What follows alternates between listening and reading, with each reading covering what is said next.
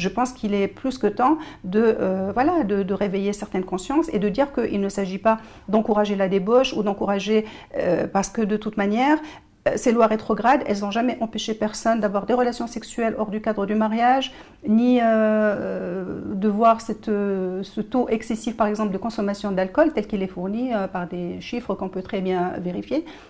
Et donc voilà, donc moi je le dis haut et fort en tout cas, l'État n'a pas à légiférer dans ce qui est justement de l'ordre de la liberté individuelle. Ni les autres citoyens n'y ont un droit de regard. De l'intime. Voilà, qu'il s'agisse de leur corps, entre adultes consentants dans un cadre privé, ou qu'il s'agisse de leur liberté de conscience, qui est de toute manière garantie dans le Coran. On n'a qu'à ouvrir le Coran et regarder Surat Al-Kahf, quiconque le veut qui croit, quiconque le veut qui mécroit. C'est absolument clair. Le prophète est cité à plusieurs reprises dans le Coran en tant que transmetteur chargé uniquement de la diffusion du message et non de convertir les gens de force. Donc voilà, ça devrait nous donner à réfléchir. Et ça nous amène justement à poser la question, et c'est ça qui est une constante dans l'histoire, c'est l'instrumentalisation de la religion par la politique, c'est le carcan social plus que religieux finalement, parce que ce qu'on pense relever du religieux parfois ne relève que du culturel et de mœurs ancestrales qui parfois peut-être sont anti-islamiques